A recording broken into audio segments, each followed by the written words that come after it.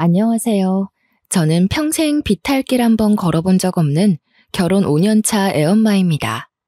저는요, 여태 살아오면서 고만고만한 갈등이나 고비는 있었다지만 인생에서 크게 넘어질 만한 파동은 없이 살아온 사람이거든요. 그래서 주위에서는 부러움보다 걱정이 많이 따랐습니다. 그러다 언제 한번 크게 일 터지는 날이 올 거라고요. 그 말을 주구장창 듣고 살았지만 그럼에도 그간 별탈이 없었기에 웃어 넘겼던 조언들이었습니다. 그러나 이번에 결혼 준비를 하면서 처음으로 대인관계 때문에 소가리를 좀 했었는데요. 결혼 전에 예비 부부끼리 다투는 건 흔히 있는 일들이라고 하잖아요. 그런데 제 문제는 신랑이 아닌 온전히 저 때문에 일어난 갈등이라는 거죠. 저의 뚝심 없는 감정 때문에 하마터면 결혼 준비부터 신혼생활까지 흔들릴 뻔했던 사연, 한번 들어봐 주시면 감사하겠습니다. 저는 남편과 옆집에 사는 이웃으로 시작된 인연이었습니다. 남편이 살던 아파트가 집값에 비해 퀄리티가 좋기로 유명한 곳이었는데요. 원래는 자리가 잘 안 나는데 오래 살던 분이 마침 이사를 나갔다고 들어서 제가 얼른 그 집을 계약했습니다. 자가로 매매할 집이었기 때문에 꼭 원하는 집을 구하고 싶었거든요. 그래서 친정에 몸담그며 그 집에 자리가 나길 기다렸어요. 매일같이 부동산에 연락을 해서 귀찮게 했었죠. 그 아파트는 층마다 2개의 집이 있도록 만들어진 구조입니다. 위치가 마트도 가깝고 지하철도 버스 정류장도 다 가까워서 좋았지만 무엇보다 저를 꽂히게 했던 건 바로 제 발레 학원과 근접한 곳이었기 때문에 더 탐이 난 아파트였어요. 저는 발레 학원 강사로 일하고 있는데요. 유치원 때부터 친정 부모의 지원으로 발레를 시작했거든요. 부모님 말로는 제가 공부할 때보다 발레 학원 갈 때 그렇게 즐거워했다고 해요. 그때부터 적성을 찾았던 건지 저는 커서도 발레를 이어서 배웠고 지금은 이렇게 발레 학원 하나 차려서 아이들을 가르치는 강사가 되었답니다. 아이들만 가르치는 건 아니에요. 요일별로 수강생 연령대가 다른데 저 같은 젊은 여성들도 많고 또 노인분들도 덜어 있답니다. 당시에는 제 나이가 막 30이 넘었었는데요. 나이가 들수록 집이랑 근무지가 가까운 게 좋더라고요. 때마침 그 아파트에 자리가 나주니 생판 모르는 그 식구들에게 얼마나 고마웠는지 모릅니다. 저는 요즘도 그렇고 당시에도 그렇고 우유 주문해 먹는 걸 좋아했어요. 이건 아마 친정에서부터 그렇게 보고 컸기 때문에 당연하게 스며든 습관일 겁니다.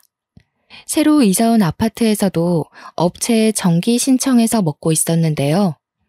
이번에 새로 바뀐 담당자가 배달을 잘못해서 제 우유를 옆집으로 가져다 준 것 같더라고요. 실수를 했다고 연락을 받았는데 다음에 우유를 한 통 더 준다고 해서 좋게 넘어갔습니다. 뒤늦게 그걸 한 저는 옆집을 찾아갔어요. 옆집에서 이미 제 우유를 들고 들어간 건지 문 앞에는 보이지가 않더라고요. 저는 결국 옆집 초인종을 눌렀고 그때 만난 이웃이 바로 제 남편이 된 사람이었습니다. 저는 그날 일이 없어서 잠옷 차림 그대로였지만 남편은 출근하려던 중이었는지 근사하게 수트 차림으로 문을 열어주었는데 솔직히 첫 대면에 바로 남편의 인상이 마음에 콱 박히고 말았지 뭡니까. 당시 왜 당연하게 아줌마가 나올 거라고 생각했는지 모르겠네요. 생각지도 못했는데 저와 또래로 보이는 젊은 남자가 나오니까 무척 당황하고 말았죠.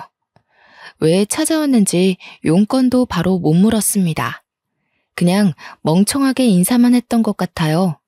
그러자 남편이 젠틀하게 웃으면서 제게 우유 주머니를 내줬는데 그제서야 제가 옆집을 찾은 이유를 다시금 깨달았죠.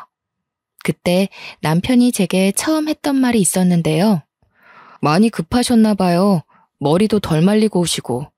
아직 겨울 아니라지만 그래도 아침 저녁은 쌀쌀한데 머리는 말리고 다녀요. 저는 제가 감은 머리를 닦다가 무작정 찾아왔다는 걸 그제야 알아챘습니다. 창피한 마음에 우유만 받고 감사 인사를 전한 뒤 곧바로 집으로 들어와 버렸어요. 그 뒤로 쪽팔려서 다시는 남편과 마주치지 않으려고 며칠간 애썼던 기억이 납니다. 그러나 저희는 옆집이었기에 언젠가 마주칠 수밖에 없는 운명이었어요. 안 마주치려고 주위를 살피며 출퇴근했던 제 노력이 무색할 정도로 남편이 집을 들락날락거리는 시간은 중구난방이었습니다. 무슨 회사원이 이렇게나 출근 시간이 일정치 않은 건지 몇 번이나 엘리베이터를 같이 탔는지 몰라요. 그런데 그 잠깐의 만남으로도 제가 남편과 인연이 될 줄은 꿈에도 몰랐는데요. 남편이 먼저 저한테 관심을 보여준 거 있죠. 연락처를 주고받고 싶다길래 냉큼 감사한 마음으로 제 번호를 줬어요. 제가 첫 만남이 부끄러워서 마주치기 민망했던 거였지 저도 처음 봤던 남편의 근사한 모습에 한동안 마음이 오묘했거든요. 그런데 남편이 먼저 마음을 표현해주니까 확신할 수 있겠더라고요. 저 또한 남편에게 이성적인 관심이 있었다는 걸요. 그렇게 저는 남편과 밥 한 끼, 술 한잔 하는 사이가 되어버린 겁니다. 저희는 연인으로 지낸 지 1년도 안 돼서 결혼을 앞둔 사이가 되었는데요. 서로 정말 많이 좋아하기도 했고, 당시 제 나이가 32살, 남편은 30 중반을 넘기는 바람에 시기가 적당하여 결혼을 마음먹었습니다. 이때까지만 해도 그저 행복하기만 했어요. 이웃집 남자와 연애를 해서 결혼까지 하게 되다니 너무 달콤한 이야기가 아닙니까? 그런데 티끌만큼도 문제없던 저희 사이에 의외의 복병이 하나 생겨났는데요. 연애 때까지만 해도 몰랐던 남편의 전 여자친구의 존재를 우연히 알게 된 겁니다. 남편의 초대로 남편 집에 놀러가 시모가 차려주는 저녁을 먹으면서 듣게 된 이야기였어요. 참, 헤라가 너 이번 주말에 쉬냐고 물어보더라. 네가 맨날 헤라 약속 피한다면서? 여자친구 생겼다고 잘하려는 건 좋은데 헤라한테 얼마나 못해줬길래 애가 그리도 서운해하니. 뭐래, 헤라 만날 시간이 어딨어. 내 시간 하늘이 한 명한테 쓰는 것도 부족해. 헤라도 다 이해하는데 괜히 징징거리는 거야. 헤라 특기잖아, 징징이. 헤라랑 만날 때는 이렇게까지 팔불 줄은 아니었는데 하늘이가 좋긴 한가 보구나. 예, 하늘아. 찬영이가 너 만나기 전에 헤라라는 아이를 만났는데 엄마, 눈치 없게 전에 만난 사람 얘기하는 거 실례야. 하늘이 마음 여리단 말이야. 괜히 불필요한 생각하게 만들기 싫어. 남편이 제 마음을 극진히 돌봐주는 탓에 시모는 더 이상 말을 잇지 않았습니다. 그 뒤로 어머님이 전 여친 얘기를 꺼내시진 않았지만 솔직히 궁금하더라고요. 궁금해봤자 제게 좋을 게 없다는 걸 알면서도 사랑하는 남자의 과거가 자꾸만 발목을 잡는 건 어쩔 수 없나 봅니다. 그날이 있고 며칠 뒤 남편한테 전 여친에 대해서 슬쩍 물어봤어요. 아, 신경 쓸 것 없는데. 그냥 옆집이라서 집안끼리 다 아는 사이야. 예전에 자기 이사 오기 전에 그 집에 살았던 식구 딸이거든. 사실 그 인연으로 정들어서 잠깐 만났었는데 걔네가 이사 가면서 헤어졌어. 친구로 잘 지내기로 합의 봤고. 그러니까 지금 남편 말은 제가 이사 오기 전까지 전 여친과 만나고 있었고 옆집에 살다 보니 마음이 생겨서 사귀었는데 지금은 이미 가족끼리도 아는 사이일 만큼 오래된 인연이라 당장 끊기가 그렇다. 이거 아닙니까? 어떻게 전에 사귄 연인과 친구가 될 수 있는 건지 저는 그걸 이해하기 어려웠습니다. 저는 남편과 연애하면서부터 남편이 신경 쓰일까봐 이성 친구들의 연락을 안 하다시피 끊었거든요. 그런데 남편은 여자인 이성 친구도 아니고 전 여자친구와 친구로 지내고 있다 하지 않습니까? 여자친구였다면 그냥 친구와는 나눌 수 없는 많은 추억을 공유하고 있을 텐데 그런 사이에서 다시 친구가 가능한가요? 심지어 남편과 전 여자친구는 저와 남편이 하는 만큼이나 연락도 많이 하는 것 같았어요. 한 번은 데이트 가기 전에 제가 잠시 옷 갈아입으러 간 사이 남편이 전 여자친구와 통화를 하고 있었는데요. 그 상사 건방지네. 요즘 같은 세상에서 직원 홀대하면 오래 못 갈 텐데. 헤라 네가 신입들 대표해서 한 소리 해주지 그랬어. 했지. 내가 그런 거 어디 눈 감아줄 사람이야? 내가 제일 싫어하는 게 나이 가지고 권력놀이하는 어른들이잖아. 그런데 참, 오빠, 다음 주 시간 돼? 안 돼. 다음 주도 그 다음 주도 다 안 돼. 너 근데 우리 엄마한테 전화해서 은근 내 일정 꿰고 있더라? 이 오빠 여자친구랑 데이트해서 바쁘다. 별다른 얘기는 아니었지만 저런 사소한 대화를 주고받는 건 정말 가까운 사이라는 거잖아요. 나이를 이만큼 먹고 유치하게 질투하기 싫어서 뭐든 괜찮은 척 남편을 배려했지만 여자로서 신경 쓰이는 건 어쩔 수 없더군요. 그래도 남편이 저를 좋아해주는 마음이 정말 커서 나름 적당선의 질투만으로 넘길 수 있었습니다.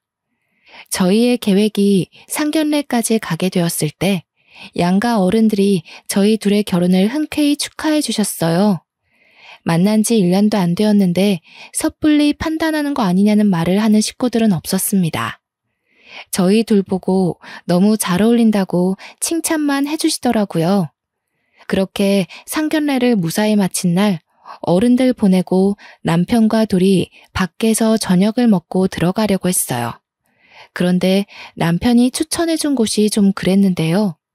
전 여자친구가 레스토랑에서 일하는데 거기 뷰가 좋다고 그곳에서 와인 한잔 하자고 하는 겁니다. 질투하는 꼴 보여주고 싶지 않아서 우선 잠자코 따라갔는데 제가 표정 관리를 할 수 있을지는 모르겠더군요. 남편이 전 여자친구한테 전화를 걸어 예약을 하려길래 옆에서 숨도 안 쉬고 통화 내용을 열심히 들었습니다. 오늘 상견례 했다면서? 어머님 아버님이 전화와서 나 보고 싶다고 하던데. 상견례 하다 보니까 내 생각이 났다면서. 뭐 얘기가 잘 안 된 거야? 잘 안 되긴. 분위기가 얼마나 좋았는데. 우리 엄마 아빠가 그런 말을 했다고? 나중에 연락해봐야겠네. 자리 좋은 데 있지? 뷰 트여 있는 곳으로 해줘. 나 오늘 쉬는 날이라서 없거든. 내가 매니저님한테 부탁해 놓을 테니까 도착하면 나한테 연락 한 통만 해줘.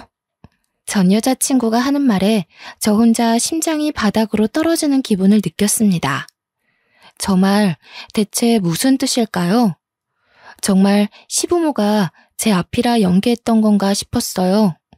상견례 끝나고 전 여친한테 바로 전화해서 보고 싶다고 한 거면 제가 마음에 안 들었기 때문에 전 여자친구가 며느리로 들어왔으면 좋겠어서 그런 말 한 거 아니겠어요? 넘겨짚지 않으려고 하는데도 전 여자친구의 지나가는 그 말이 제 마음속에서 너무나 큰 파동을 일으켰습니다. 아니나 다를까 레스토랑 도착하고 남편이 자리에 앉자마자 시부모에게 연락을 하더라고요. 저는 아닌 척 냉수를 마시면서 남편을 훔쳐보기 바빴는데요. 남편이 짧게 통화를 하고 끊었는데 그 순간 김이 팍 새었습니다. 뭐야, 엄마가 전화해서 헤라한테 너 자랑했다는데? 전화도 헤라가 먼저 문자 남겨서 엄마가 연락한 거라네. 예전부터 느낀 거지만 얘는 말을 이상하게 해서 괜히 사람 심란하게 만드는 재주가 있어. 그럼 어머님이랑 아버님께서 내가 마음에 안 든다는 말은 하신 적 없는 거야? 나 안심해도 되는 부분 맞지? 혹시라도 숨기는 거 있으면 말해줘. 괜찮아. 세상에 어느 누가 널 마다하겠어. 엄마가 헤라한테 너 엄청 예쁘다고 감히 너 같은 며느리를 식구로 들여도 되나 그렇게 칭찬만 했대. 그 짧은 순간 저는 정말 천당과 지옥을 오간 기분을 느꼈습니다. 남편이 저 듣기 좋으라고 거짓말하는 건 아닌 듯 했어요. 남편 말대로 전 여자친구가 말을 이상하게 하는 재주가 있나 봅니다. 안심하고 나니까 순간 확 기분이 상하더라고요. 오면 얼굴이나 봐줄까 했는데 그마저도 하필 쉬는 날이라 어떻게 생겼는지 보는 건 또 틀려버려 아쉽더군요. 살면서 무난한 대인관계만 이어온 제겐 그 헤라라는 여자의 존재가 트러블 메이커 그 자체였습니다. 왜 다들 삶에서 삭제해버리고 싶은 존재 하나씩은 있잖아요. 전 여자친구라는 사람, 제 결혼 과정에서 유일하게 저를 찝찝하게 만든 존재였지만 그렇다고 결혼식에 방해되는 건 아니었어요. 그토록 긴장하며 기다렸던 결혼식이 다가왔는데요. 당시에는 정말 하객들로 정신없이 붐비는 날이었습니다. 그때 신랑 쪽 하객들이 신부 얼굴 구경한다고 많이 기웃거리기도 했어요. 제가 발레를 하는 사람이다 보니까 태생적으로 체구가 얇고 천상 여자 소리를 많이 듣는 편이었는데 아니나 다를까 남편 지인들도 저를 보고 제가 더 아깝다며 우스갯소리를 많이 해주었어요. 신랑 쪽 하객은 초면인데도 인사를 나누는 내내 정말 유쾌한 분위기가 지속되었습니다. 그런데 그 와중에 유독 제게 틱틱거리는 여자가 하나 있었는데요. 남편의 수많은 지인들 중 유독 그 여자만 기억에 남았어요. 바로 남편의 전 여자친구였거든요. 남편이랑 친구하기로 했다더니 정말 자기 식구들이랑 함께 축하하러 와줬더라고요. 그날 그렇게 궁금하던 남편의 전 여자친구 존재를 처음 마주하게 되었습니다. 그런데 남편이 누누이 말했던 별 사이 아니란 느낌이 아닌 거 있죠? 누가 봐도 전 여자친구가 하는 첫 인사부터가 저를 경계하는 듯 곱지 않은 느낌이었어요. 발레하는 분이라더니 엄청 삐쩍 마르셨네요. 몸이 너무 말라서 상대적으로 머리가 커 보이세요. 웨딩드레스 잘못 선택했네. 마른 사람들은 그런 핏 입으면 비율 이상한 거 모르셨어요? 어머나, 대체 웨딩 업체 누가 신청한 거예요? 화장까지 다 떴네. 수정해야겠는데요. 분명 초면인데 전 여자친구가 너무 직설적으로 제게 모욕을 주는 거 아니겠습니까? 바보가 아닌 이상 전 여자친구가 저를 기분 상하게 하려고 일부러 저러는 걸 누가 모르겠어요. 축하하는 자리에 참석을 했다면 마음에 안 드는 것이 있어도 그냥 넘길 줄도 알아야 하잖아요. 직원들이 되레 당황해서 제 매무새를 다시 점검해주고 난리가 났습니다. 제가 남의 외모를 평가하면서 깎아내리는 사람이 아닌데도 불구하고 그 전 여자친구를 향한 평판만큼은 이미 속으로 다 끝내버렸는데요. 가장 먼저 확언할 수 있었던 게 뭐냐면 일단 첫인상이 못생겼어요. 평균 여성보다 체격이 더 컸고 그와 같이 가슴도 크지만 그만큼 허리통도 컸으며 성형을 한 것 같은데도 얼굴에 손 하나 안 댄 저보다 못났으니 그냥 돈만 날린 시술을 한 듯 했습니다. 남편과 그리 친하던 전 여자친구가 어떤 사람인지 차마 남편한테 사진을 보여달라고는 못했지만 겉모습으로는 제가 압승인 듯하여 그거 하나는 위안이 되더군요. 저는 그 자리에서 전 여자친구의 품평을 대놓고 말해주려다가 혹여라도 기분 좋은 날 분위기를 망치게 될까 싶어 참고 넘겼습니다. 그렇게 남편과 결혼식을 마쳤고 저희는 분가로 시작을 했어요. 태어날 아이를 위해서 돈을 모으기 위한 목적으로 우선은 제 자가에서 신혼살림을 차리기로 했습니다. 바로 옆집이 시댁이라서 조금 불편하지 않을까 했으나 그건 괜한 고민이었어요. 시댁 식구들이 저를 무척 예뻐해 주시거든요. 나이 30 넘어서 애기 소리 듣는 건 시댁 앞이 유일할 겁니다. 특히 시모가 외적인 것에 대한 관심이 많더라고요. 저를 보면 매일 예쁘다고 해주시고 몸매도 하는 일도 어쩜 그렇게 선녀같이 예쁘냐고 볼 때마다 그렇게 예쁘다는 소리를 입에 달고 사세요. 저희 친정 부모한테도 못 들어본 칭찬을 시댁 가면 귀에 딱지가 앉을 정도로 듣는다니까요. 제가 연예인도 아니고 그냥 선이 곱고 청초하게 생겼을 뿐인데도 말이죠. 저는 결혼을 하고 시모와 대화하는 날이 많았는데요. 서로 아는 것이 많아지다 보니까 자연스레 시모가 가진 발레에 대한 의문들이 관심이라는 걸 알게 되었습니다. 어릴 때부터 발레를 했으면 그렇게 선이 고울 수밖에 없었네. 새아기 피부가 너무 여려서 도자기 다루도 살살 만져야겠다. 나도 발레를 진작에 해봤어야 하는데 나 때는 발레 학원 같은 데도 거의 없었거든. 어머님, 그럼 발레 한번 배워보실래요? 발레에는 나이가 없어요. 발레하면 체형도 발라지고 허리에도 좋아서 전문적으로 뛰는 발레 말고도 취미로 하시는 분 많으세요. 어머, 그러니? 다 늙은 나이에 주책이지 않나 싶은데. 그럼 나도 수강을 좀 해볼까? 그렇잖아도 집에만 있기 적적하고 또 내가 옛날에 발레리나가 꿈이었어. 저는 시모와 단기간에 엄마랑 딸 사이처럼 친해졌습니다. 시모는 제 도움으로 집에서 스트레칭 먼저 배우는 걸로 시작을 했죠. 이 덕분에 시모와 주기적으로 만남을 가지면서 더없이 돈독한 친분을 쌓았어요.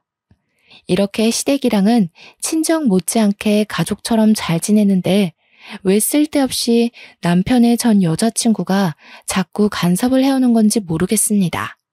우리가 신혼집 집들이를 한다고 며칠 간격으로 친구들을 초대한 적이 있었거든요. 그런데 헤라라는 여자도 남편 친구라고 어김없이 찾아온 거 있죠. 물론 제가 허락을 한 일이지만요. 그렇다고 그냥 오기만 했겠습니까? 작정하고 저를 살살 건드리는데 술 때문인지 그날은 남편 눈치도 안 보는 것 같았어요. 괜히 오라고 허락을 했나 후회가 되더라니까요. 이날이야말로 전 여자친구와 제가 은근한 기싸움을 끝내버린 결정적인 날이었다고 볼 수도 있겠네요. 오빠, 근데 취향 바뀌었나 봐? 옛날에 막 통통하고 살집 있는 여자 좋아했잖아. 자고로 여자는 만질 때가 많아야 매력이 있다면서. 그런데 어째 결혼한 여자는 정반대로 골랐대? 아, 마음씨 좋은 여자 찾아서 편하게 살려고? 제가 주방에서 과일 안주를 준비하고 있을 때 전 여자친구가 저한테 다 들리는 목소리로 하는 말이었습니다. 전 여자친구는 술이 좀 되고부터 더 노골적으로 저를 저격하는 말을 많이 했는데요. 저는 최대한 소란을 줄이고 싶어서 주방으로 자주 자리를 피했어요. 그러니까 오히려 술김을 빌어 목소리까지 크게 높이더라고요. 솔직히 못 들은 척하는 것도 한계가 있지 기분이 너무 상했습니다. 중간중간 울컥하기도 했고 전 여자친구의 의견에 남편이 동조라도 할까봐 그렇게 불안했어요. 우리끼리 있으니까 하는 말이지. 옛날에 우리 사귈 적에 오빠가 나 안을 때마다 곰인형 같다고 되게 귀여워했잖아. 근데 이제 취향 바뀐 거야? 그래, 그땐 그랬지. 근데 내 취향은 원래 내 와이프였어. 여리여리하고 예쁘고 선녀 같은 여자. 너랑은 정들어서 마음이 갔던 거고 솔직히 처음부터 넌 내 취향 아니었어. 남편 또한 술이 됐었는데 전 여자친구가 저를 까려는 의도도 모르고 솔직하게 얘기해주는 남편 덕에 저는 그나마 전 여자친구에게 받은 분노를 통쾌하게 풀어낼 수 있었습니다. 반면 전 여자친구는 자신이 원하는 답변을 남편이 주지 않자 살짝 열이 났나 봅니다. 뒤이어 계속 다른 유도 질문을 했는데요. 그때마다 제 기분도 들쑥날쑥 난리였죠. 근데 오빠 와이프는 그냥 평소가 괜찮다. 그날 결혼식 때는 진짜 화장 다 뜨고 좀 아니었어. 오빠 주위에서 신부 얼굴 보고 뭐라고 했는지 못 들었지? 아마 오빠 앞이라서 대놓고 신부 얘기 못한 것 같던데. 아무런 말 못 들었는데. 내 친구들은 다 우리 와이프 칭찬밖에 안 했어. 나더러 내 주제에 과분한 여자라면서 모시고 살라고 그러더라. 왜? 내 뒤에서 애들이 다른 말 하던? 응, 분명히 그랬다니까. 신부 보고 분장한 것 같대. 화장 지우면 다른 사람 있는 거 아니냐면서. 결혼식은 신부가 주인공인데 어떻게 신부가 하객들보다 못하냐고. 내가 다 민망해 죽는 줄 알았다니까. 그 업체에 민원 넣어야 되는 건 아닌지 몰라. 너는 그걸 가만히 듣고만 있었어?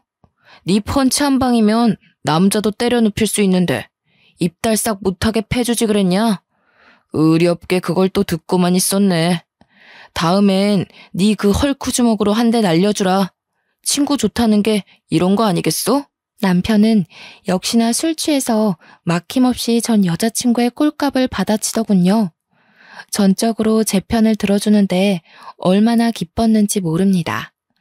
또 남편이 전 여자친구를 어떻게 생각하고 있는지가 자꾸 머릿속을 맴돌아서 너무 웃기더라고요. 그래서 저도 모르게 웃음을 살짝 터뜨렸는데 그게 거실에 있는 전 여자친구한테 들렸나 봅니다. 저기요, 지금 웃었어요? 아, 오빠가 놀리니까 오빠 와이프가 웃잖아. 나 기분 상하려고 그래. 빨리 가서 뭐라 해. 저는 준비된 안주를 챙겨 거실로 가 앉고서 전 여자친구에게 오해라고 재채기 소리였다고만 대충 변명했어요. 그랬더니 전 여자친구가 저를 엄청 못마땅한 눈빛으로 보는 거 아니겠어요? 저도 그 기세 눈빛에 지지 않고 거기다 대고 과일 안주 비싼 거라고 추천을 해주는 여유를 부렸습니다. 옆에서 남편이 아 하며 입을 벌리길래 전 여자친구 주려던 걸 옮겨서 남편을 먹여줬네요. 전 여자친구는 아랑곳하지 않고 저만 빤히 쳐다봤는데 그 시선을 모른 척하며 평정심 유지하느라 조금 애썼습니다. 그런데 전 여자친구는 저랑 말다툼이라도 하고 싶은가 봐요. 자꾸만 제게 안 잊고 온 말만 해대는 거 있죠. 저보다 자기가 남편이랑 더 깊은 사이라는 걸 증명하고 싶어 안달이지 뭡니까. 저랑 오빠 꽤 오래 만났어요. 7년 만났다는 거 알고 있나 모르겠네. 7년이면 솔직히 웬만큼 다 해본 사이란 거 알죠? 그쪽이랑 해본 거 나랑 다 했던 거예요. 오빠 입장에선 새로울 게 없어서 좀 지루할지도 모르겠네요. 그래요? 다 해봤다면서 제 남편이랑 결혼은 안 해봤잖아요. 그럼 뭐 어때요? 저도 남자친구 있었고 저희 나이 정도에 결혼한 사람들은 다 과거가 있는 법인데. 내 말 무슨 말인지 이해 못해요? 제가 오빠 첫사랑이라고요. 그쪽이 두 번째인 거고. 오빠의 모든 첫 경험들은 다 나랑 한 거예요. 남자의 첫사랑이 무덤까지 간다는 말 많이 들어봤을 텐데요. 아, 첫사랑. 그거 중요하죠. 제 남편이 첫사랑에 대해 입 밖으로 꺼낼 생각을 안 해서 몰랐어요. 그럼 그쪽도 우리 남편이 첫사랑인가 봐요? 서로가 첫사랑인 거네요? 네. 그래서 우리는 서로한테 특별해요. 옆에 다른 사람이 생기더라도 평생 잊지 못할 인연이라는 거죠. 그쪽한테는 미안하게 됐네요. 그렇지만 저희 인연이 워낙 단단한 걸 어쩌겠어요? 어쩐지 그쪽 미련 있는 사람처럼 보였어요. 남편이랑 대화하는 거 들었는데 헤어진 걸 좀 아쉬워하는 것 같던데. 맞나요? 남편이 그쪽이 아닌 절 선택해서 미련이 생겨요? 이분 말 재밌게 하시네. 어디 나만 미련이 있겠어요? 정말 오빠 마음 믿어요? 이제 신혼 보내는 사람들한테 이런 말 해도 되는지 모르겠다. 오빠가 결혼식 청첩장 주면서 저더러 뭐라 그랬는지 알아요? 전 여자친구가 당당하게 웃으면서 제가 모르고 있는 사실에 대해 슬쩍 언급을 하는데 그때 덜컥 긴장이 덮쳐오더라고요. 남편을 충분히 믿지만 전 여자친구 입에서 나올 발언 때문에 결국 남편에 대한 신뢰가 와르르 무너지게 될까봐 좀 무서웠습니다. 그리고 저는 끝내 전 여자친구에게 굴복하고 말았는데요. 전 여자친구가 하는 말에 울컥 서름이 밀려오는 거 아니겠습니까? 저보고 40살까지 결혼하지 말고 있으래요. 이게 무슨 뜻이겠어요? 돌아올 테니 누구한테도 가지 말고 기다려달라는 뜻 아니겠어요? 40살까지 기다리라고 했다고? 나 지금 사기 결혼 당한 건가? 무슨 뜻이지? 그 말을 듣는데 저도 충분히 오해를 하고 말았습니다. 저와 남편 결혼을 한 지 고작 한 달이 되던 차였어요. 저는 아직 남편을 많이 사랑하고 있었고 그만큼 남편에게 실은 저의 인생이 컸다고요. 믿음이 너무 두터웠기 때문에 던져진 악마의 속삭임을 이기지 못하고 결국 저는 속내를 들켜버리고 말았습니다. 태연한 척 표정 관리하는 것도 실패하고서 남편을 서운한 눈으로 쳐다봤어요. 전 여친은 자기가 원했던 상황으로 돌아갔다는 생각에 여유롭게 과일 먹으면서 픽 웃더군요. 그러거나 말거나 저는 오직 남편의 입장이 더 중요했습니다. 제가 부디 오해한 거길 바라지만 아무리 생각해도 그 말은 오해의 소지가 다분한 말이어서 눈물이 날 것 같았어요. 남편은 저희 대화를 가만히 듣고만 있다가 대화가 끝나자마자 잠깐은 말이 없는 것 같더니 갑자기 웃음을 빵 터뜨렸습니다. 남편이 웃음을 멎을 때까지 저와 전 여자친구는 아무 말도 하지 않았어요. 야, 똥땡이. 내가 언제 기다려달라는 식으로 말했냐? 진짜 웃겨서 말도 못하겠네. 너 진짜 나한테 미련 있어? 내가 40살까지 결혼하지 말라고 했던 건 그때 되면 네 건장한 체력이 좀 죽지 않을까 싶어서야. 넌 네가 얼마나 힘이 센지 모르지? 결혼 일찍 했다가 부부싸움이라도 나면 상대 남자가 뼈도 못 추린다고. 남편 말에 제 눈가에 고였던 눈물이 쏙 들어가고 말았어요. 이게 무슨 상황인가 싶어 전 여자친구를 쳐다봤더니 완전 시뻘개져서 남편을 노려보고 있더라고요. 그제서야 제가 오해를 했다는 것에 안도를 했습니다. 얼마나 놀랐으면 순간 어깨에 힘이 쭉 빠지지 뭐예요. 혼자 착각하고 근거 없는 자신감을 내보이더니 참 쌤통이다 싶어서 뒤늦게 전 여자친구를 노려봐줬네요.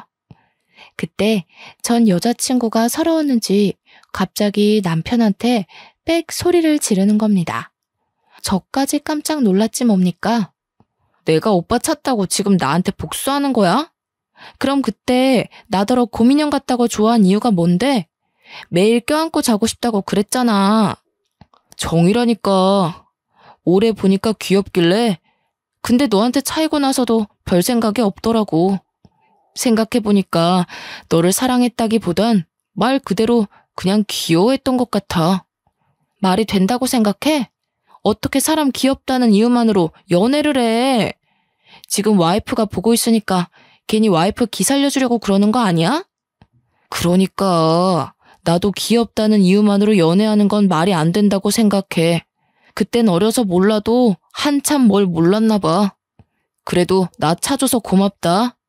네가 나 안 놔줬으면 내가 우리 와이프 같은 이상형 그냥 놓칠 뻔했잖아. 둘은 헤어지고 나서도 연락을 꾸준히 했다고 하는데요. 싫어서 헤어진 거 아니라서 연락을 계속했던 거랍니다. 그 과정에 전 여자친구는 다시 시작하고 싶은 마음을 여럿 내비쳤지만 그때마다 남편이 재결합에 대해 전혀 생각 없는 태도를 일관하여 전 여자친구는 마냥 때를 기다리고 있었던 거였어요. 그런데 남편이 저랑 사귀고 프로필 사진이 제 걸로 바뀌면서 전 여자친구는 혼자 큰 배신감을 느꼈다고도 했습니다. 술김에 과한 고백을 하는 듯 보였는데 남편 또한 그렇게 느꼈는지 전 여자친구의 기가 막힌 고백에 어처구니 없는 표정을 지었어요. 야, 작작해라. 징그럽게 왜 이래. 자꾸 이러면 나 너랑 친구 못해. 지금 집들이도 내 와이프가 너 혼자 오는 거 허락해서 받아준 거지. 싫다고 했으면 나 너 안 불렀어. 너 지금 내 와이프한테 감사해야 돼. 와이프가 너 온다고 비싼 과일까지 구매했는데 매너 없이 왜 이래? 실망스럽다. 언제는 나 아니면 누구도 못 만나겠다는 식으로 얘기하더니 그렇게 매달리면서 나만 졸졸 따라다니던 오빠는 어디 갔대? 그만하지. 여기서 더 선 넘으면 술주정으로 보기도 힘들 것 같은데. 혜라야, 집안 어른들 생각해서 적당선 지키자. 껄껄 웃던 남편도 더 이상 전 여자친구의 섬나는 발언을 참아주기 거슬렸나 봅니다. 싸움이라도 날까봐 노심초사하면서도 한편으로는 전 여자친구가 혼자만의 착각을 제대로 깨달았으면 좋겠더라고요. 그래서 말려야 하나 말아야 하나 나름 고민하고 있었는데 때마침 초인종이 울렸습니다. 인터폰을 확인해보니 다름 아닌 옆집에서 온 시모였어요. 그러자 전 여자친구가 그걸 알고서 저보다 먼저 현관문을 나가 시모를 반기더군요. 저도 당황했는데 시모도 전 여자친구가 있다는 연락을 못 받았던 터라 상당히 놀랐습니다. 그리고는 곧 오랜만에 보는 얼굴에 반갑게 인사를 건넸어요. 어머, 헤라가 와 있었구나. 놀러 왔는지도 몰랐네. 왔으면 우리 집에 들리지 그랬니? 부모님은 두 분 다 잘 계시지? 엄마한테 조만간 들리겠다고 전해라. 네, 어머님. 저희 부모님이 두 분 너무 보고 싶어 하세요. 물론 제가 제일 많이 어머님 보고 싶었고요. 그런데 어머님, 너무 서운해요. 저 이사 가버렸다고 그제 다른 집이랑 사돈 맺으시고 엄마가 찬영 오빠 뺏겼다고 얼마나 아쉬워했는지 아세요? 그랬니? 나도 헤라네 집이랑 인연이 될 줄 알았는데 알고 보니 우리 진짜 인연은 따로 있었더라고. 새아가가 얼마나 조신하고 천상 여자인지 모른다. 요즘 내 롤모델이잖니? 시모와 전 여자친구의 두터운 관계를 보고 솔직히 주눅들지 않았다면 거짓말입니다. 그러나 그런 저를 생각해 주신 건진 모르겠다만 시모가 전 여자친구 앞에서 저를 엄청 치켜 세워주는데 그것만으로도 엄청나게 기운이 솟더라고요. 어깨도 바짝 올라갔고요. 이제 더 이상 시댁 식구들이 예전 같지 않다는 걸 알았다면 전 여자친구도 어지간히 하고 그만해야 될 텐데 정말 끝을 모르고 주정을 부리더군요. 시모가 제게 마음을 주는 것에 또 꽁해졌나 봅니다. 시모한테 자꾸 옛날 인연을 강요하는 거 있죠? 오빠가 결혼했다고 이제 저 거들떠도 안 봐요. 혼내주세요. 예전에는 저만 보면 못 붙어먹어서 안달이었는데 이제 와이프 눈치 보면서 저한테 냉정하게만 해요.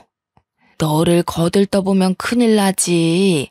이제는 남의 집 남편이 되었는데 이건 헤라 네가 양보해야 되는 부분이야. 안 그래도 우리 새아가 임신 준비 들어간다고 해서 내가 보약 한 채 받아왔다. 지인 통해서 받느라고 시간이 좀 늦었어. 아가, 이거 냉장 보관해야 되는데 냉장고 자리가 있니? 네, 어머님. 뭐 이런 걸 다 준비해 주셨어요. 제가 알아서 지어 먹어도 되는데. 정말 늘 감사해요. 저희 엄마보다 더 성심껏 신경 써주셔서 제가 몸둘 바를 모르겠어요. 내가 다 우리 며느리 좋아해서 해주는 거지. 부담 없이 받아도 돼. 사부인이 이렇게 예쁜 딸 떼어놓고 마음이 얼마나 불안하겠어? 나라도 나서서 예쁜 딸 잘 보살펴야 사부인 볼 낯도 있고 그런 거지.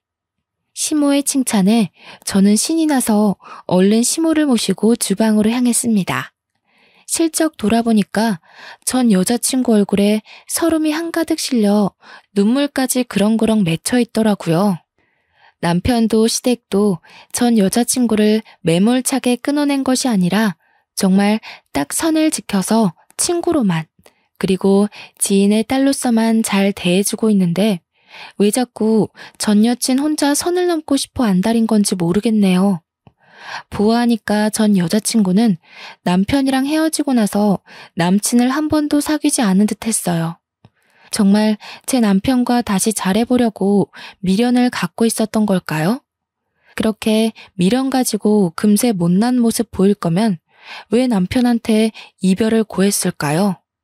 아무도 자기를 돌봐주지 않으니 전 여자친구는 별다른 인사도 안 하고 그대로 먼저 집을 나서더군요.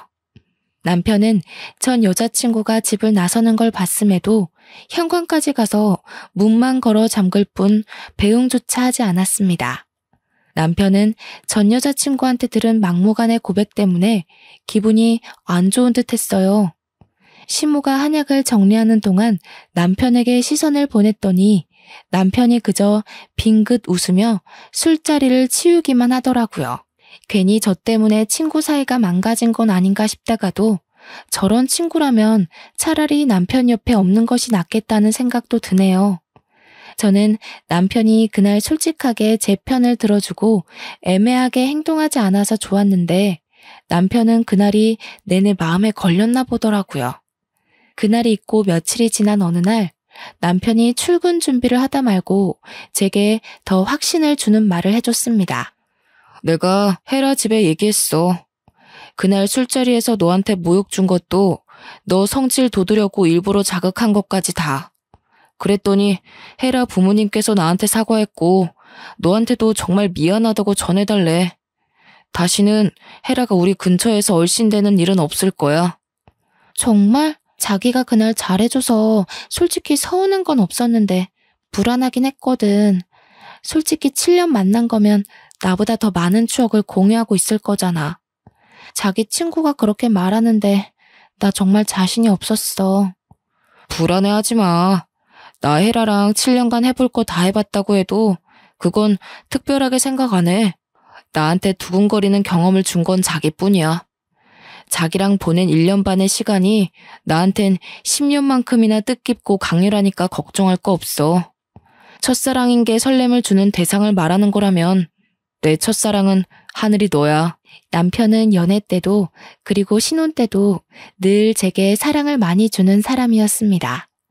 저더러 매일 이상형이라고 과분하다고 해주거든요.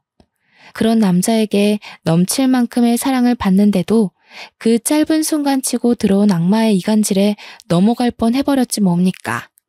남편이 진지하게 진심을 전해줄 때마다 제 자신이 얼마나 창피한지 모릅니다.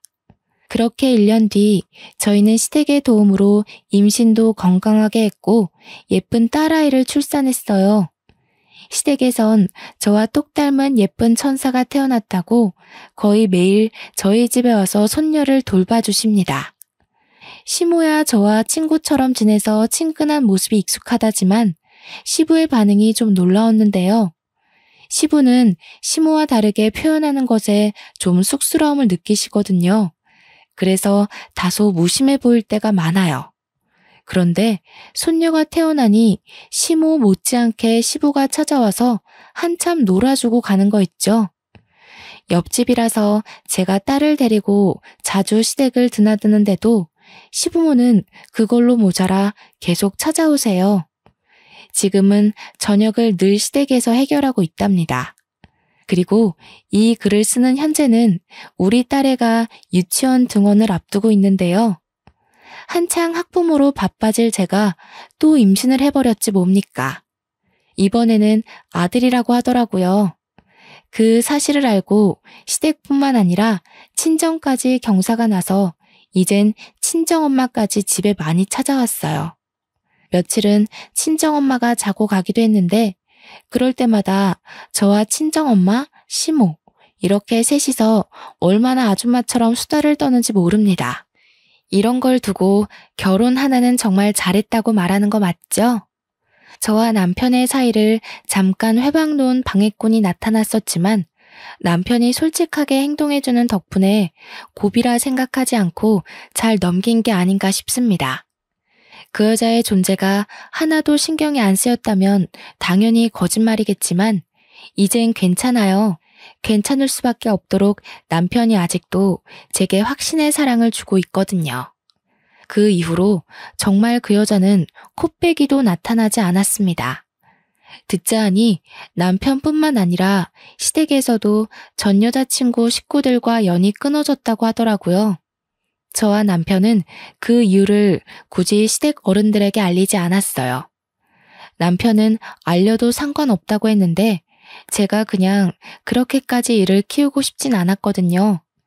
시댁에서 알게 되면 시부모 잘못이 아닌데도 저한테 미안해하며 사과할 것 같기도 했고요. 저는 이대로 눈엣 가시가 사라진 것만으로도 족하답니다. 앞으로도 결혼 생활이 지금과 같았으면 얼마나 좋을까요? 착하게 살고자 애썼다기보다는 나쁘지 않게 행동하고자 신경 쓰며 살아왔을 뿐인데 제게 이렇게나 좋은 인복이 찾아와 줬네요. 부동산을 못 살게 굴면서 이 아파트로 오고 싶던 이유도 다 이런 기운 때문이었지 않나 싶습니다. 최근에는 아파트 집값도 1.5배가 뛰었지 뭡니까? 가끔은 너무 좋은 일만 생겨서 혹시 나중에 뜻밖의 불행이 닥쳐오진 않을까 한편으론 겁도 나지만 그때마다 가정의 평화에만 집중하며 현재만 바라보자고 저 자신을 다스리고 있답니다. 기회가 왔을 때 즐길 줄 아는 것도 가진 자의 여유가 아니겠어요? 벌써 기혼 5년 차인 두 아이의 엄마가 되었지만 여전히 신혼 같은 삶을 누리게 해주는 남편에게 많이 사랑한다고 말해주고 싶네요. 제 사연이 언제 세상 밖으로 나올지는 모르겠지만 그때가 되면 뱃속의 아들이 태어났을 테니 저희 식구 모두가 또 다른 기쁨 속에서 살고 있을 것 같아요. 그날이 빨리 오기를 기대하며 설레는 마음으로 이 글을 마칩니다. 모두들 사랑하고 사랑받는 삶 잔뜩 누리시길 바랍니다. 감사합니다.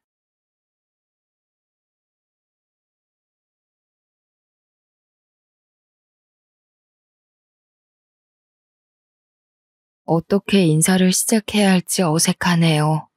항상 사연을 듣기만 하다가 이렇게 글로 적어보게 되니 이상한 기분도 들고요. 안녕하세요 하고 인사로 이야기를 시작하면 될까요? 간단하게 제 소개를 드리겠습니다. 저는 40대 후반을 달려가는 아이 엄마입니다. 우리 아버지께서 나이 40 중반에 얻으신 아주 귀한 딸이나 다름없죠.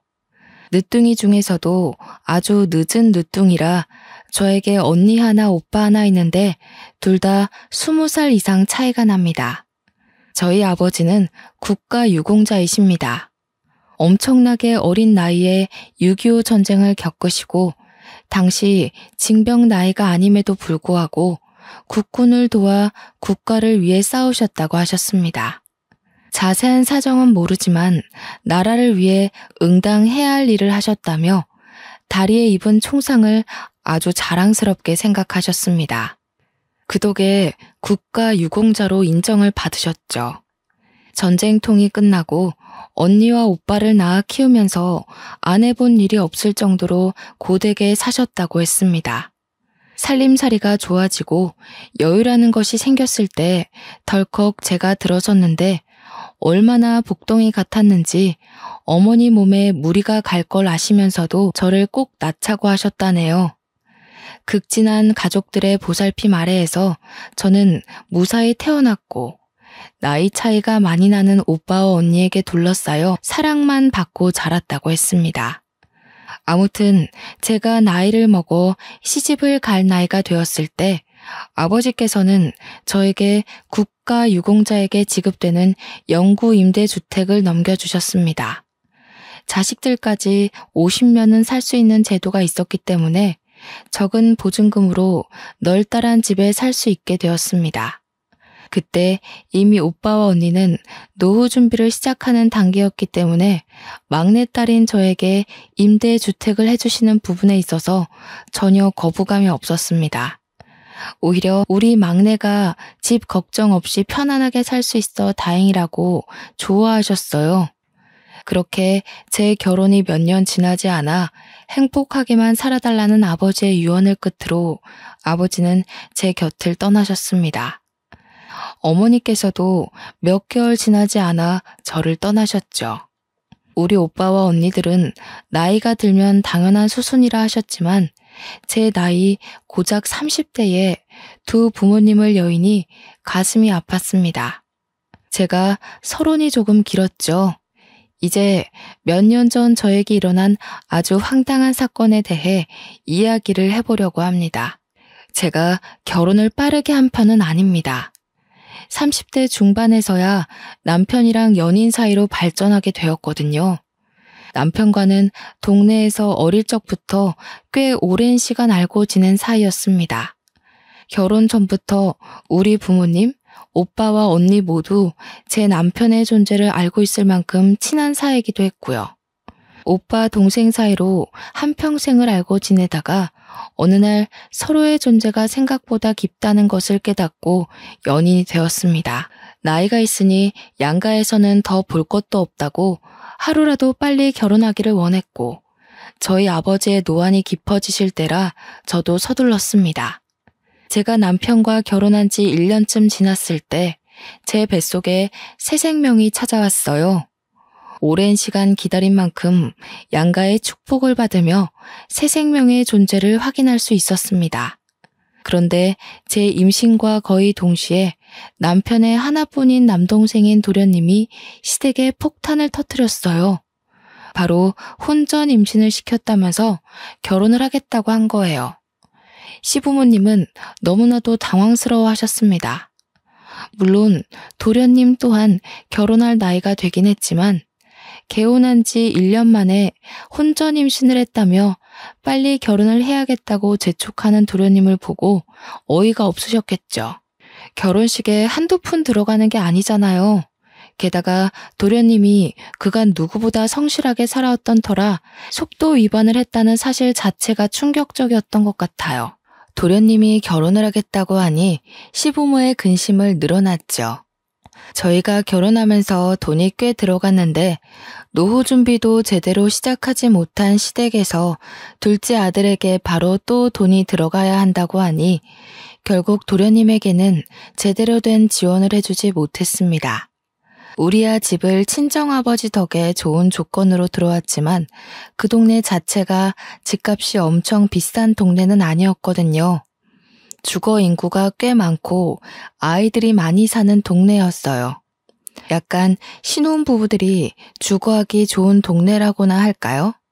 학원이나 학교도 잘 되어 있고 주변 인프라도 괜찮은 편에 속하지만 도로 교통은 조금 애매한 그런 동네요. 버스나 지하철을 타려면 최소 15분은 걸어야 하는 애매한 동네라 집값이 잘 오르진 않았습니다. 그래서 그런지 도련님도 저희 동네를 주시하는 것 같더라고요. 저한테 근근히 좋은 집 없냐고 물어보기도 했고요. 하지만 시댁에서는 그만큼의 여유조차 없었기에 저는 어떻게 대답을 해야 할지 애매했습니다. 결국 도련님네는 원룸에서 신혼생활을 시작하게 되었어요. 자세한 사정은 모르지만 동선에도 지원을 해줄 상황이 못 된다고 하네요. 시댁에서 어찌어찌 결혼 준비부터 집까지 알아서 하라며 딱 8천만 원 지원해 주신 걸로 알고 있는데 그 돈으로 결혼식 올리고 원룸에서 월세살이 하는 걸 보면 동선의 친정의 지원은 하나도 못 받은 거나 마찬가지겠죠. 저는 남편과 함께 가까운 동남아로 태교여행도 다녀오고 아이를 출산하기 위한 준비를 열심히 했습니다. 임산부를 위한 요가 수업도 다니고 태교 꽃꽂이도 배우면서요. 남편은 은근슬쩍 도련님을 도와주고 싶어 했지만 남편이 그렇게 돈을 많이 벌어오진 못했어요. 제가 태교에 집중할 수 있었던 건 오롯이 친정의 도움이었습니다. 우리 오빠와 언니 모두 대단한 부자거든요. 형부가 IT 기업 대표로 있고 20살 많은 오빠는 대기업 임원이시고요. 막내가 임신했다고 하니 손 하나 까딱하지 말라며 몸에 좋다는 건 물론이고 아이를 위한 태교까지 책임을 져주셨습니다. 그렇게 호화로운 임신 생활을 누리고 있는데 동선에는 원룸에서 생활하며 전전긍긍하니까 동서가 얼마나 저를 질투했겠어요. 아무튼 동서의 배가 불러오자 원룸 생활을 더 이상 이어갈 수 없겠다고 생각했는지 우리 동네로 이사 오고 싶다고 딱 이야기하더군요. 그러면서 집값을 막 물어보는데 아무리 동네 교통이 불편해서 집값이 안 오른다고 해도 서울 집값 잘 아시잖아요. 게다가 제가 살고 있는 아파트는 대단지라서 꽤 값이 나갔어요. 평수도 38평으로 꽤 컸거든요. 도련님이 가진 돈으로는 택도 없어서 저는 눈을 좀 낮추시라고 빌라를 소개해드렸습니다. 좀 노후되긴 했지만 방 2개에 거실이 꽤 잘 빠져서 아이를 키우면서 편할 것 같았어요. 어차피 돈 모을 거 생각하면 빌라 전세도 나쁜 선택은 아니었으니까요. 시부와 남편이 몰래 돈을 조금 더 보태주겠다고 했고요. 그런데 동서가 저한테 엄청나게 비아냥거리는 겁니다. 형님은 아파트 살면서 우리는 빌라에 살아라 이거예요? 동서, 내가 언제 아파트와 빌라 비교해가면서 너네는 빌라에나 살아라 했어. 아니, 우리도 아파트 살고 싶은데 지금 빌라만 추천해 주시잖아요. 그것도 엄청 오래돼서 녹물 나올 것 같은 그런 곳만요. 동선의 사정 생각해서 얼추 부담 안 가는 곳으로 알아본 거야. 나도 만삭인데 이거 알아보러 돌아다닌다고 배 땡기고 다리 붓고 그랬는데 너무한 거 아니야? 적당한 운동을 하셔야 애도 잘 나오죠. 형님 매번 앉아서 하는 꽃꽂이 같은 것만 하시던데 그거 다 사치예요. 우리 언니가 시켜준 태교인데 왜 지가 나서서 사치 부린다고 하는지 이해가 안 갔습니다. 그냥 제가 하는 모든 일이 눈꼴시라서 트집을 잡고 싶어 하는 걸로만 보였어요. 저는 한숨을 푹 내쉬면서 동서가 이해할 수 있도록 설명을 다시 해주었어요. 동서, 대출을 많이 받아봐야 도련님 혼자 감당 못하니까 하는 소리지. 그 빌라 내부 봤어? 생각보다 넓어서 괜찮을 거야. 가진 금액 생각해서 이사를 해야 할 거 아니야. 말 나온 김에 형님네 부부 모아둔 돈 있으면 좀 빌려주세요. 가족끼리 어려울 때 서로 돕고 그래야 하죠. 남편이 분명 몰래 도련님을 도와준 걸로 알고 있었는데도 저렇게 뻔뻔하게 나오니까 짜증이 나더라고요. 같은 임산부라 험한 말하기도 싫고 최대한 감정을 배려해주고 싶었는데 마치 우리 남편이 돈 빌려준 걸 모르는 것처럼 저렇게 나오니까요. 저는 입을 꾹 다물었어요. 솔직히 아이를 키우기 위해 예전부터 드러났던 적금도 있고 여윳돈을 좀 마련해주긴 했지만 그건 아이한테 쓰려고 한 돈이니까요. 도련님네 도와주려고 허리띠 졸라매고 모은 돈은 아니잖아요. 우리도 집에 들어갈 만큼 큰 여윳돈은 없지. 그럼 형님, 아파트 담보대출 안 돼요? 들어보니까 아주버님이 평생 사는 집이라고 하시던데. 그럼 자가라는 이야기잖아요. 저도 아파트 살고 싶단 말이에요. 형님네 아파트 상가도 엄청 잘 되어 있고 놀이터도 좋던데. 솔직히 저희 아파트가 대단지라서 상가에 있을 건 다 있고 놀이터도 한두 개가 아니라 각 동을 마주보고 있는 사이마다 있었거든요. 평생 살 집이라고 하니 임대 아파트라고 생각은 못하고 저희 명의 아파트인 줄 알았나 봐요. 동서는 그때부터 아이처럼 조르듯이 저한테 대출 좀 받아주세요. 아파트 살고 싶어요. 하면서 땡깡을 부렸어요. 막말로 제 친동생도 아니고 저한테 살갑게 굴었던 사람도 아닌데 저렇게 때만 쓰니까 더 꼴 보기 싫더라고요. 동서, 그러면 공공임대주택 같은 거 한번 알아봐봐. 요즘 신혼부부 대상으로 많이 공급도 하고 있고. 뭐라고요? 임대주택? 그거 기초생활수급자들이나 가는 그런 데 아니에요? 거지도 아니고 어떻게 그런 곳에 살아요? 그게 무슨 소리야. 누가 임대주택 산다고 거지라고 그래? 요즘 적은 보증금에 위치도 좋고 아파트에 살 수 있고 관리비도 적어서 얼마나 인기가 많은데. 너무 구시대적 발상 아닌가요? 누가 요즘 임대주택 산다고 거지합니까? 임대주택에 사는 게 돈 버는 거라고 솔직히 알게 모르게 은근히 부러워한단 말이죠. 집값이 미쳐있는 식당에 대출받아서 덜컥 샀다가 집값 떨어지기라도 하면요. 현실적으로 임대아파트만큼 괜찮은 주거지도 없다고 생각합니다. 아무튼 동서는 저한테 대출 좀 알아봐달라고 신신당부를 하고는 자리를 떴습니다. 당연히 저는 대출까지 받아가면서 도련님네를 도와줄 마음이 전혀 없었고요.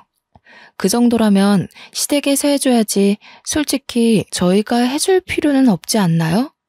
먼저 마음에서 우러나오는 것도 아니고. 아무튼 그렇게 우야무야 잘 넘어간 줄 알았는데 시댁 식구들 죄다 모여 밥 먹는 자리에서 동서가 또 징징거리더군요. 진짜 귀에 피딱지가 않는 것 같은 기분이었습니다. 저도 언제까지 원룸에서 살 순 없잖아요. 이제 우리 똘똘이도 나올 건데 원룸에서 어떻게 애를 키워요? 그래, 너네 보증금 그래도 한 1억은 가지고 있지 않느냐? 전세 대출 받고 해서 지방으로 내려가는 것도 나쁘지 않을 것 같은데. 둘째 너네 회사에 지방 전출도 신청할 수 있지 않아? 아버님, 서울에서 살아야지 어떻게 지방을 내려가라고 하세요. 우리 아이 교육 생각하면 당연히 서울이죠.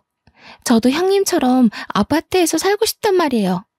얘가 무슨 다 커서 땡깡을 이리 피운담? 아파트 살고 싶으면 대출을 알아보던 다른 방법을 찾아야지. 친정에서는 못 도와준대?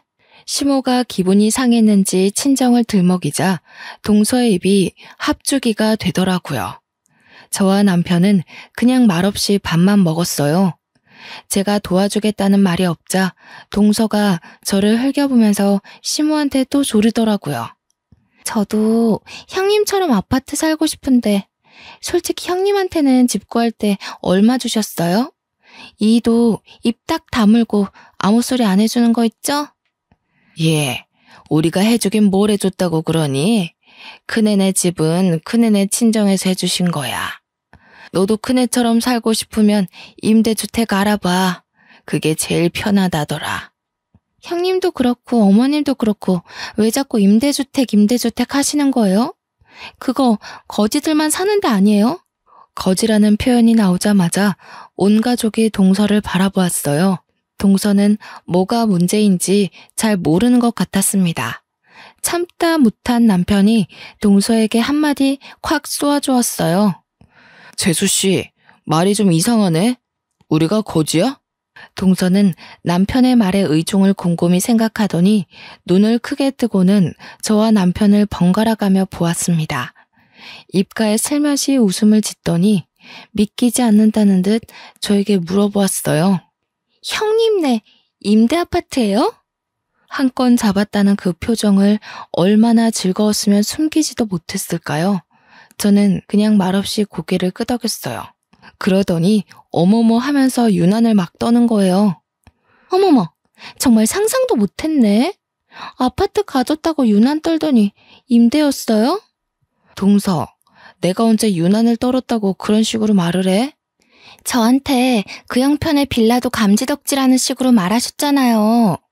어쩐지 대출 좀 해서 도와달라니까 임대라서 못해준 거였구나? 시부모는 큰 소리 내지 말고 밥이나 먹으라며 동서를 따끔하게 혼냈어요. 평소 같으면 주눅 들어서 징징거릴 텐데 제가 임대 아파트 산다는 게 그렇게 즐거운 일인지 내내 하면서 밥을 먹더라고요. 도련님은 저한테 안사람이 진짜 대출 이야기를 물어봤었느냐며 사과를 하더라고요. 어차피 대출 받아줄 수도 없고 그럴 마음도 없었다고 됐다고 했습니다. 우리 도련님은 참 성실하고 착한 사람인데 어쩌다 저런 철없는 여자와 결혼까지 하게 된 건지 도련님 팔자를 스스로 꼰 거라고 밖에 할 말이 없더라고요. 물론 동서가 나이가 어려서 그런 거라고 생각하려고 했죠. 저랑도 거의 10살 차이 가까이 나니까요. 그런데 날이 가면 갈수록 나이가 어려서 철이 없다 뿐만 아니라 원래 성격이 베베 꼬이고 남 깎아내리기 좋아하는 것 같더라고요. 아무튼 어찌 더 마련한 건지 결국 동서는 우리 동네 빌라로 이사를 오게 되었어요. 빌라는 싫다 더럽다 하더니 돈에 맞춰 살아야지 어쩌겠어요. 이사 준비까지 다 마치고 한 동네 살면서 저는 동서를 은근 피해 다녔습니다. 동서를 길에서 만나면 골치가 아플 것 같았거든요. 둘 다 만삭이니 출산 시기가 비슷했어요. 그런데 동서가 먼저 진통이 오기 시작한 거예요. 저는 시댁 식구들과 함께 병원에 가서 태어난 조카를 보게 되었죠. 똘똘이라고 하더니 정말 똘똘하게 생긴 조카가 누워있더라고요. 우렁차게 우는 것까지 너무너무 귀여웠어요. 조카 선물이라고 베네 저고리에 작지만 돈봉투까지 넣어서 동서에게 선물을 했죠. 동서가 조리원을 가고 저도 딱 일주일 후에 아이를 낳았습니다. 건강한 딸이었어요. 시댁 식구들은 전부 아들 하나 딸 하나 태어나서 너무 행복하다고 하셨고요. 저희 언니와 오빠는 아이 낳느라 고생했다며 강남에 정말 유명한 산후조리원으로 보내주셨습니다. 동서는 동네에서 좀 큰 산후조리원에서 조리를 했거든요. 그런데 제가 강남에 있는 산후조리원에 간 그것조차 질투가 나는지 조리원을 퇴소해서 아이와 함께 집에 돌아와서도 내내 비교를 해가며 궁시렁거렸습니다. 시댁에서 차별해서 조리원을 보내준 것도 아니고 저는 친정에서 해준 건데도 불구하고 그렇게 미운 소리만 하더군요. 거기다가 저는 조카 태어났다고 선물도 했는데 받아가 놓고 저한테는 아무것도 돌려주지 않더라고요. 형님은 좋겠네요. 연예인들이나 간다는 산후조리원에서 실컷 쉬셨으니까. 조리원이 다 똑같지 뭐. 동서도 잘 쉬었을 거 아니야. 방이 얼마나 좁던지 불편해 죽는 줄 알았다니까요. 계속해서 저를 만날 때마다 볼멘 소리를 하는데 저라고 그 만남이 즐겁겠어요? 피곤하기만 했어요. 저는 아이 핑계를 대고 동서가 만나자고 할 때마다 피해 다니기 일쑤였습니다. 그렇게 수개월이 지나고 아이가 20개월이 되었을 무렵 임신하자마자 대기를 해놨던 어린이집에서 연락이 왔어요. 자리가 비었다고 입소할 거냐고 묻더라고요. 저는 프리랜서로 웹디자인 일을 하고 있었는데 형부네 회사에 이름을 올려놓았던 터라 맞벌이 가구로 되어 있었거든요. 서울에서는 맞벌이여도 어린이집 입소가 하늘의 별따기라서 임신하자마자 대기도 올려두었던 덕분이었죠. 자리가 났다고 하니 아이의 사회성 기르는 데에 어린이집만큼 좋은 것도 없다고 해서 어린이집에 보내기로 했습니다. 시댁 식구들 모두 모여 식사를 하는 자리에서 남편이 운 좋게 자리가 나서 어린이집에 보내기로 했다고 하니 동서가 또 말을 던지더라고요. 와, 형님은 운도 좋으시네요. 우리는 아직 대기 순위가 20번대인데 임대 아파트 살면 어린이집도 빨리 들어갈 수 있어요? 일부러 임대 아파트를 강조하며 말을 하는데 그 주둥이를 확 때리고 싶었습니다. 동서는 전업주부거든요. 외벌이니까 당연히 순위가 꼴찌이죠. 집에서 충분히 애를 돌볼 수 있는 입장이니까요. 그걸 뻔히 알면서도 임대 아파트 들먹이면서 말하니까 너무나도 기분이 나빴습니다. 역시 임대 아파트 살면 맞벌이를 해야 하니까 나라에서도 이해를 해주는 건가? 맞아요, 형님.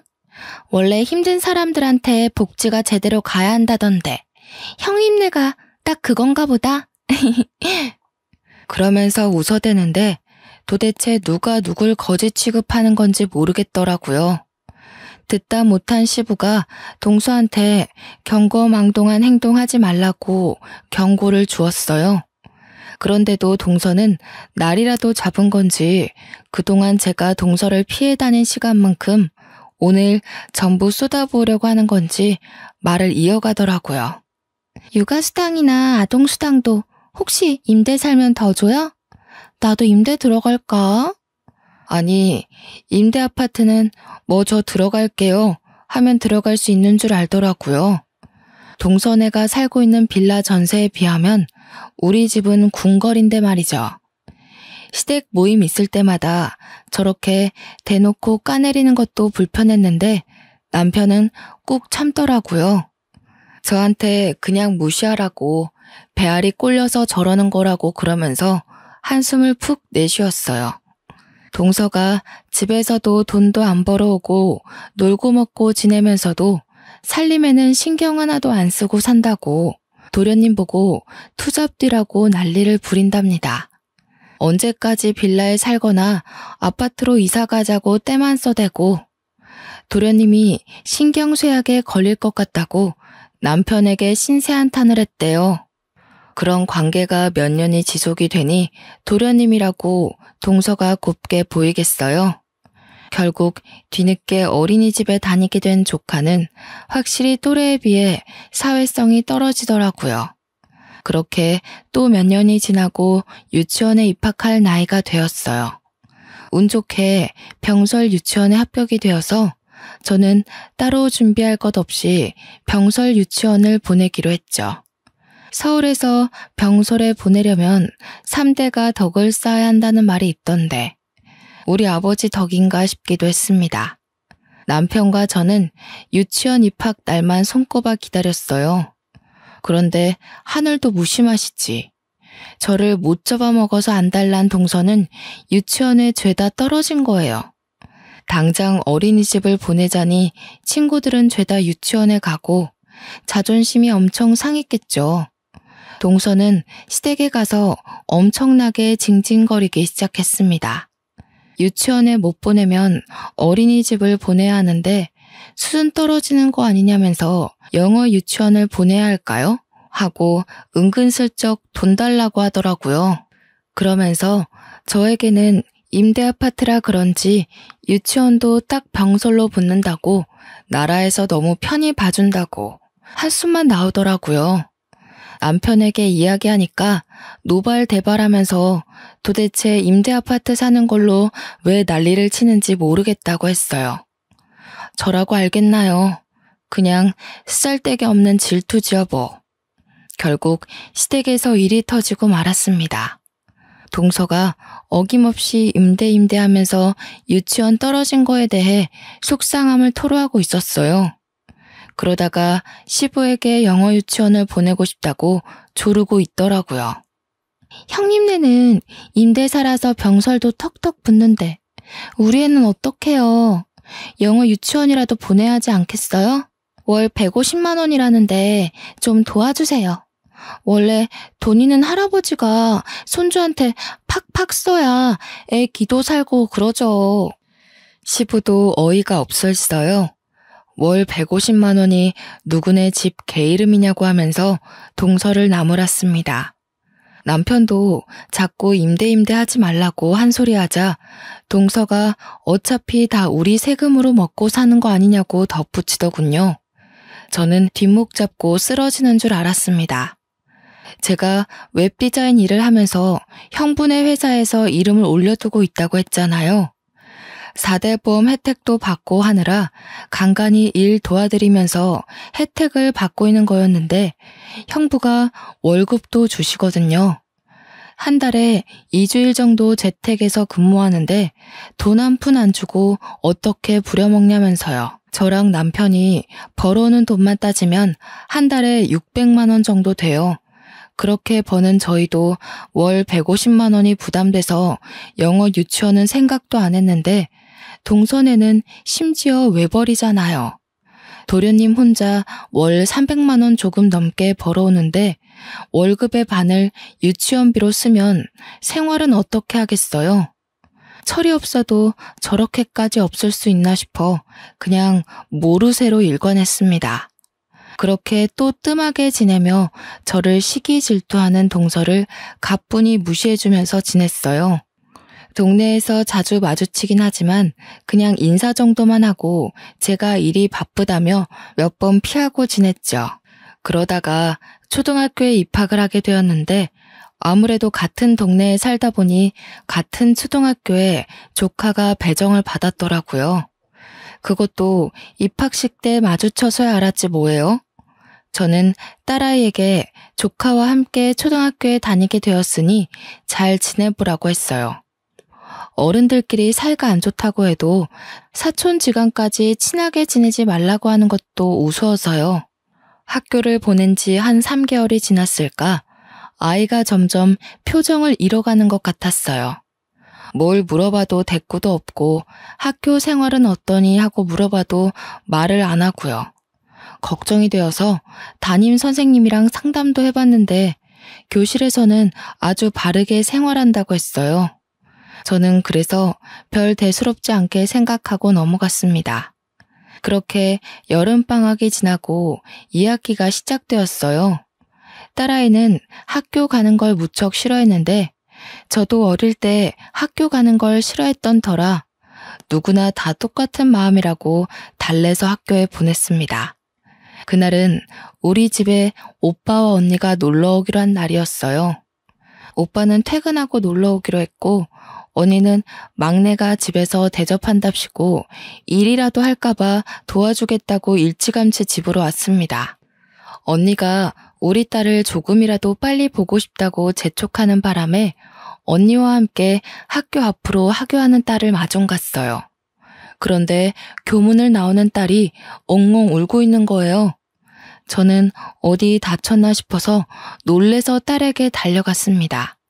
무슨 일이냐고 소리치면서 달려갔는데 뒤에서 조카 녀석이 우리 딸한테 달려오더니 제 얼굴은 보지도 못했는지 코를 콱 막는 신용을 하더라고요. 어우, 냄새, 거지 냄새. 이러면서 달려가는 거 아니겠어요?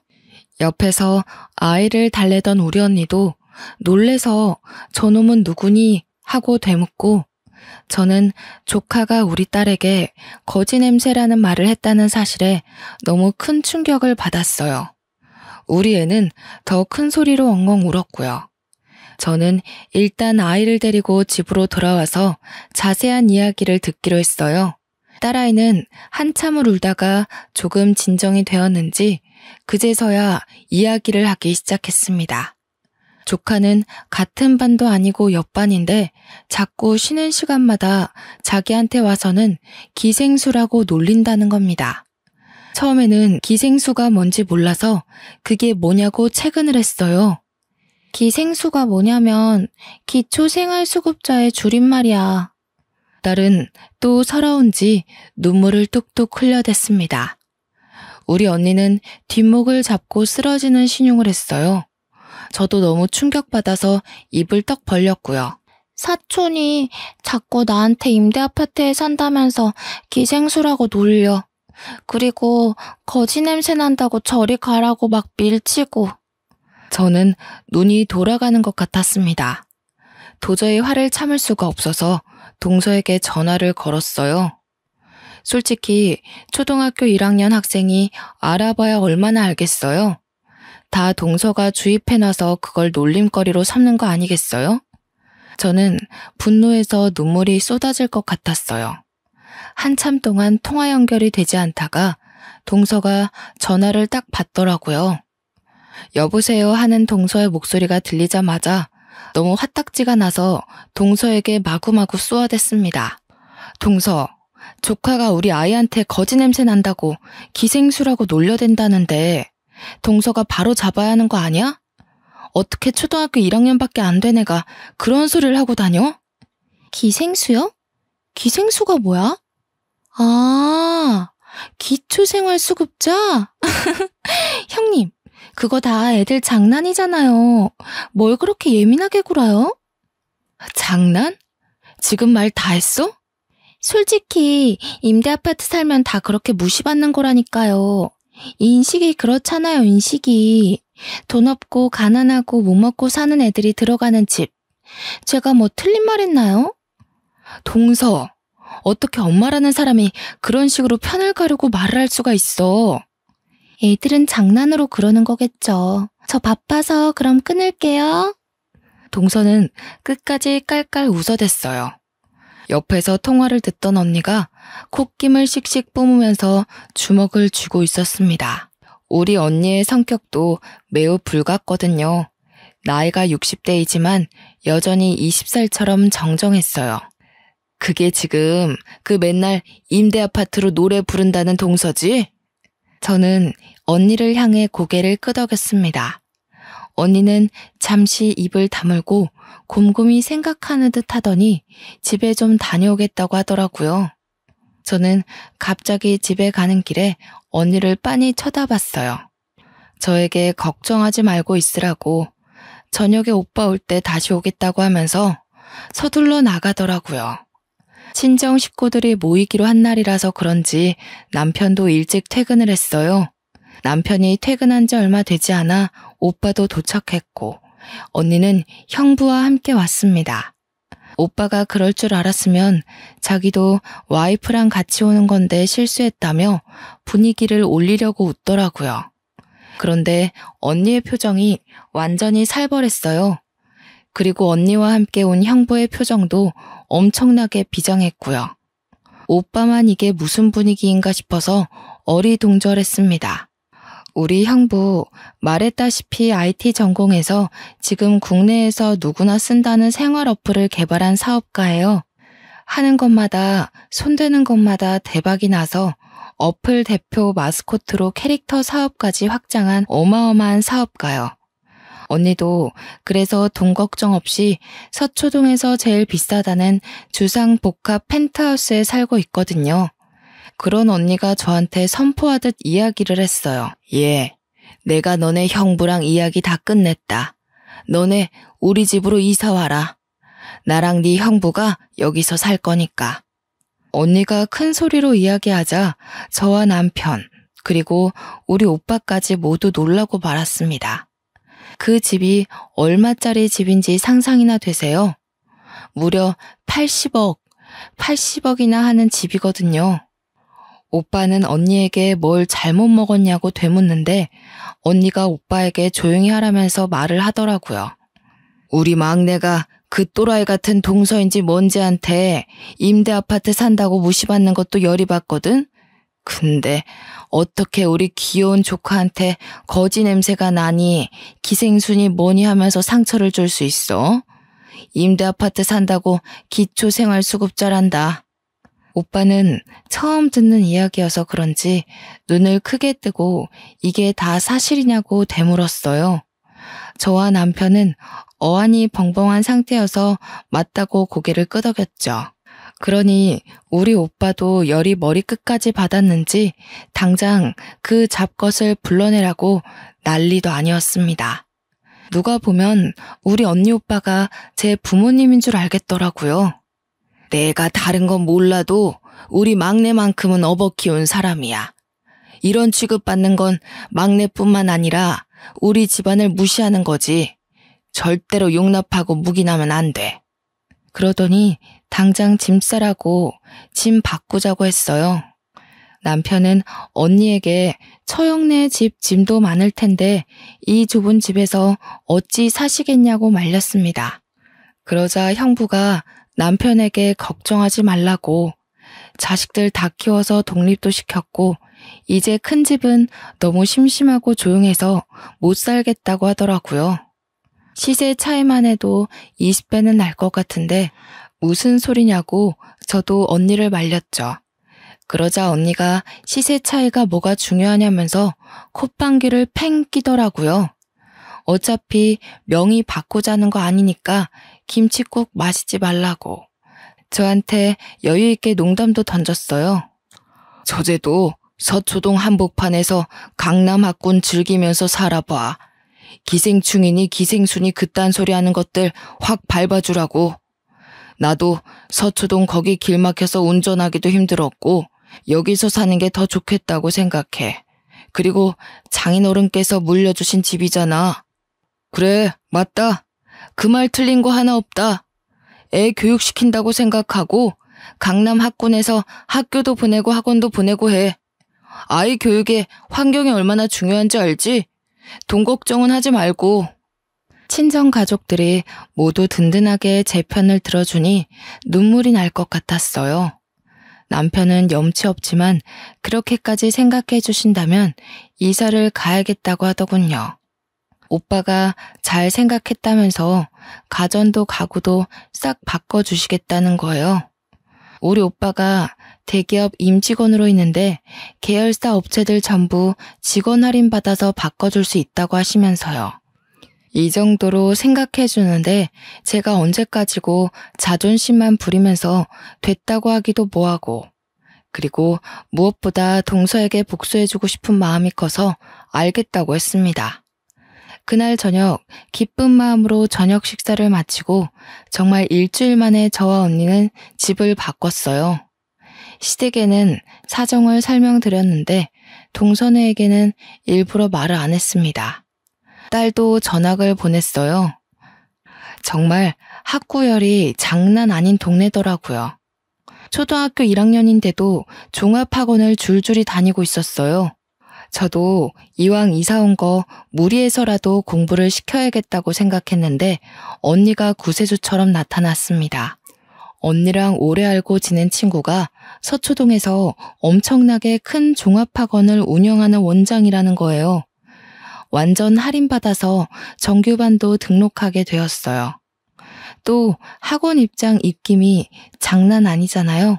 미리 언지를 해놓은 탓인지 우리 딸이 그 대단지에 가장 좋은 펜트하우스 산다는 소문이 학원에서 학교로 소문이 쩍 퍼진 거예요. 동네 학부모들부터 시작해서 반 친구들까지 우리 딸에게 잘해주더라고요. 이래서 정말 돈이 무서운 거구나 싶었습니다. 우리 딸이 서서히 새 학교에 적응해 나갈 무렵 동서에게 연락이 왔어요. 드디어 올 게 왔구나 하는 생각이 들었죠. 동서는 요즘 조카가 아프냐, 왜 학교를 안 나오냐고 물어보았고, 저는 대답하지 않고 주말에 시댁 식구들과 함께하는 저녁 식사에 올 거냐고 물어봤습니다. 그랬더니 오겠다고 하길래 알겠다고 했어요. 저는 시부모님에게 집들이도 할 겸 저희 집으로 오시라고 했습니다. 동서에게는 말을 하지 않았고 도련님에게 주스만 드렸어요. 딸아이에게도 조카에게 당당해지라고 말을 해두었죠. 시부모님이 먼저 도착해서 집 구경을 하시는데 동서네가 왔더라고요. 조카 녀석이 현관문을 열고 들어오면서부터 우리 딸아이를 보고는 기생수, 거지 냄새 이러는 거예요.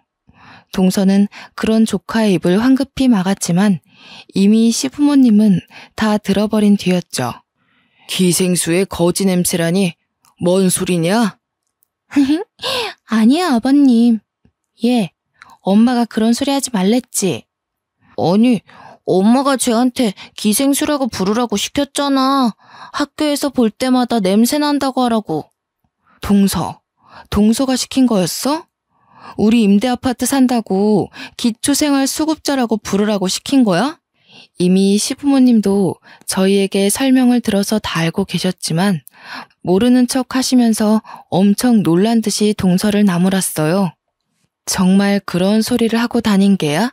하면서 사방팔방에서 동서를 공격해대니 무척 당황한 것 같더라고요. 아니, 제가 틀린 말 한 것도 아니잖아요. 남의 집에 초대해놓고 임대 아파트 살면서 이건 또 무슨 허세예요? 하루 빌린 집이에요? 주제 파악 좀 하고 살아. 고작 2억짜리 전세 빌라에 대출 끼고 새들어 살면서 누구 보고 기생수라는 거야.